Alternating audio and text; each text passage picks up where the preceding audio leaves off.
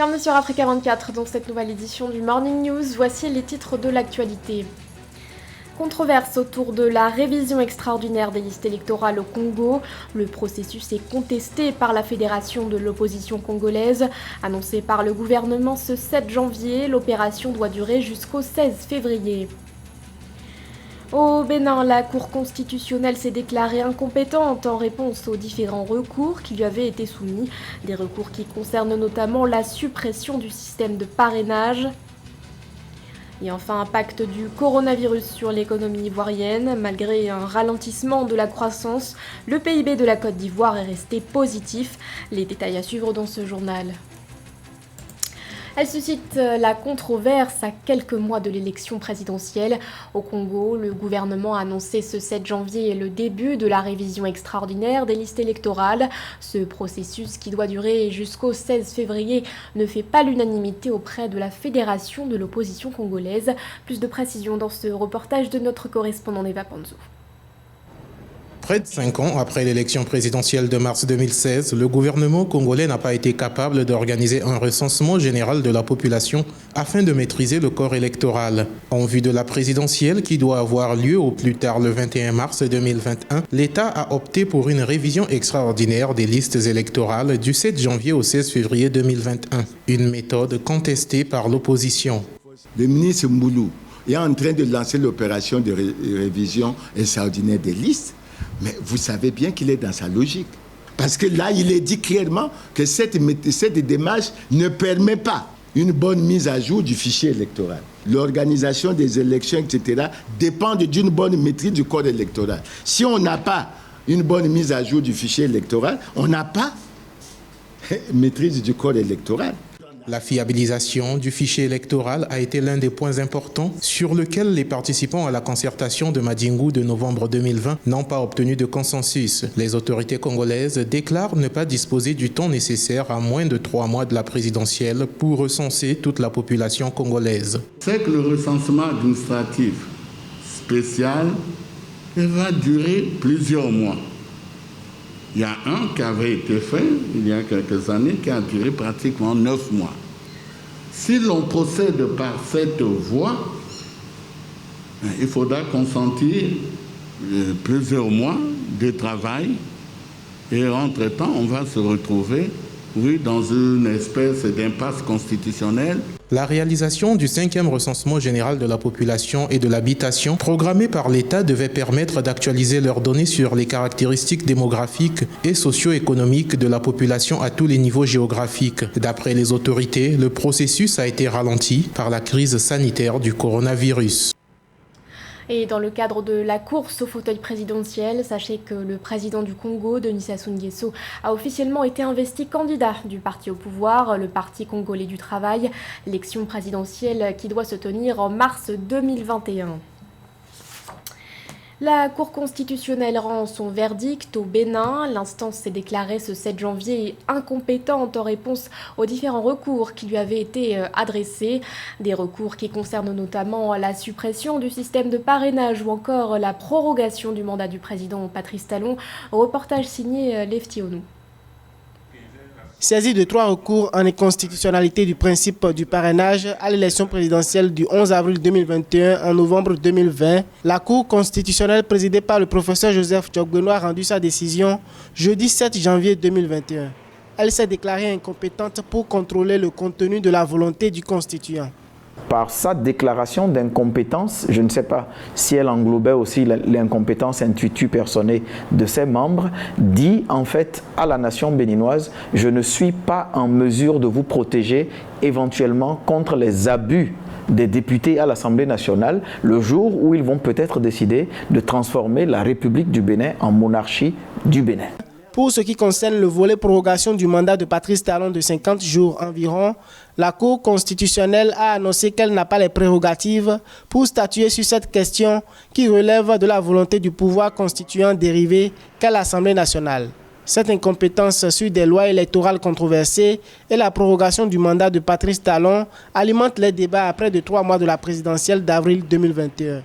La Cour constitutionnelle aurait pu faire preuve davantage de pédagogie aurait pu montrer davantage le sens de l'anticipation au moment où cette constitution se révisait en 2019, des suites d'un dialogue politique dont on peut regretter qu'il n'ait pas été le plus large possible, dont on peut regretter qu'il n'ait pas été suffisamment explicite sur ces objets, sur ses conséquences, et nous y sommes justement. À noter que la Cour africaine des droits de l'homme et des peuples a enjoint l'État béninois d'abroger la loi constitutionnelle portant révision de la Constitution, de même que le code électoral avant toute élection.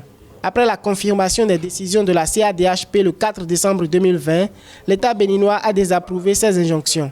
Cependant, le pays demeure dans une crise politique tendue avec des appels à l'exécution des décisions de la CADHP par l'État béninois formulés par des partis politiques d'opposition et acteurs de la société civile. Dans l'actualité également, un accord entre la Tunisie et le Fonds monétaire international, un partenariat convenu à l'issue d'une réunion virtuelle organisée ce 8 janvier entre le chef du gouvernement tunisien Hichem Mechichi et plusieurs experts de l'institution.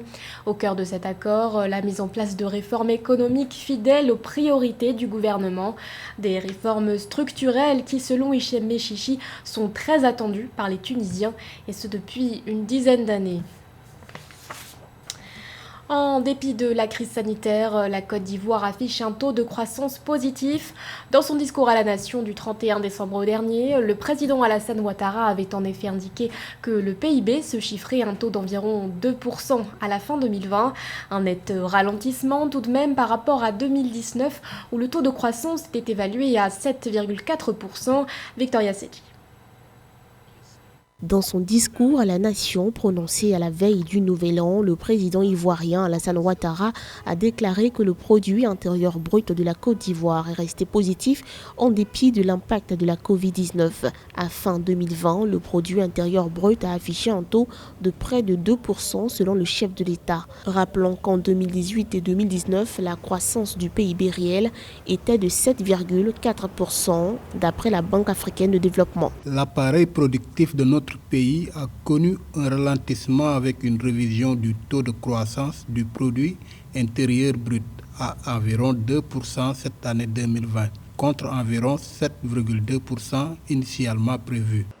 D'après un rapport de la Banque mondiale, le Covid-19 a eu des répercussions directes sur les entreprises opérant dans le pays.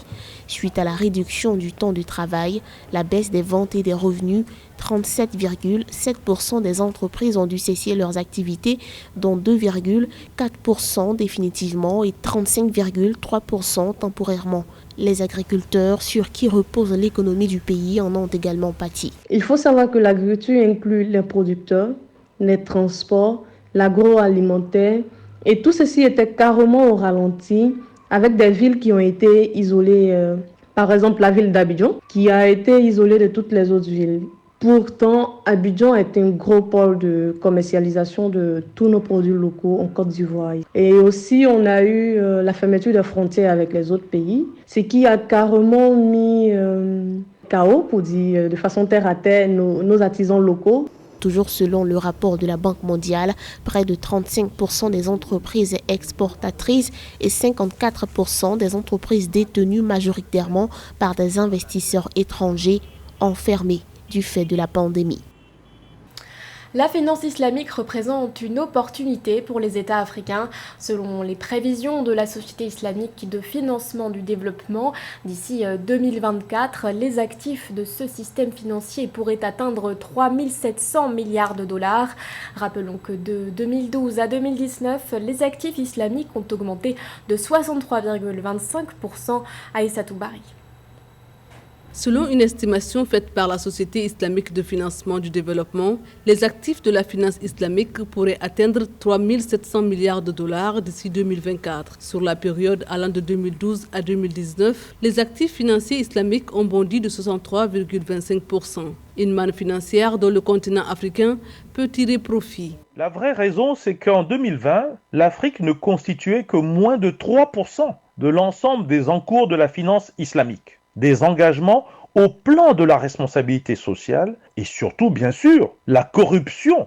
Et tout cet ensemble contribue à freiner l'essor de cet instrument bancaire absolument indispensable pour l'Afrique. Le continent compte une population musulmane d'environ 636 millions, soit près de 53% des Africains. Pourtant, ces actifs bancaires en Afrique subsaharienne ne représentent que 1% des actifs bancaires islamiques mondiaux, d'après l'agence de notation Moody's. Il faut que les dirigeants africains soient beaucoup plus éthiques, plus respectueux de leur peuple en termes de responsabilité sociale et mettent en place des nouvelles structures qui soient gérées non plus par des gens de l'administration, que j'appellerais des bureaucrates. Si ce genre de possibilités d'institutions nouvelles se mettent en place, alors non seulement nous allons bénéficier en Afrique de ce financement et une progression rapide, mais en plus, les résultats sont très largement intéressants puisqu'il s'agit de rentabilité indirecte à moyen et long terme et ça ne peut que soutenir l'intégration régionale, voire continentale. De nombreux pays sur le continent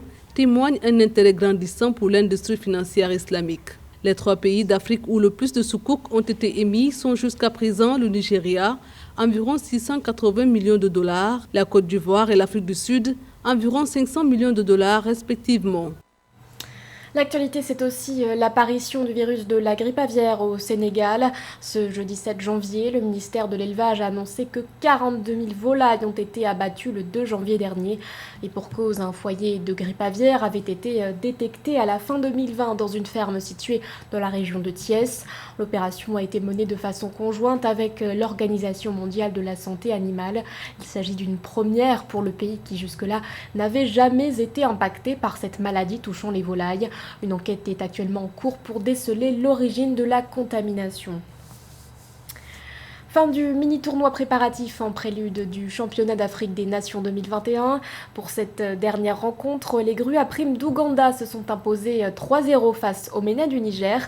Ce score classe l'Ouganda en tête de ce mini-tournoi. Retour sur cette rencontre avec notre correspondante Mildred Diamou. 3-0, c'est le score de la dernière rencontre entre l'Ouganda et le Niger dans le cadre du Pré-Chan qui s'est joué ce 7 janvier 2021 au stade Omnisport de Yaoundé.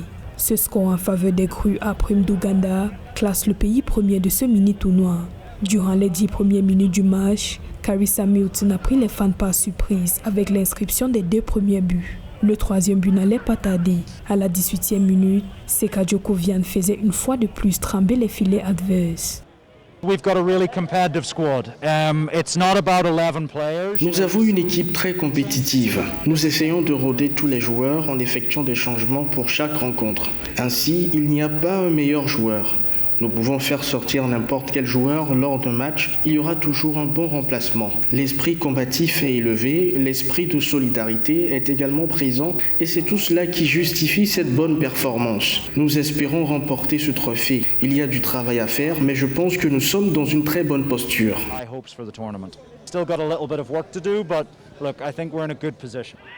De retour pour la deuxième phase de jeu, les MENA du Niger multiplient les accès dans le camp de l'adversaire. Des efforts stériles des MENA qui ne réussissent pas à tromper la vigilance du portier ougandais Joël Mukubwa. Le score 3-0 reste inchangé jusqu'à la 90e minute de jeu.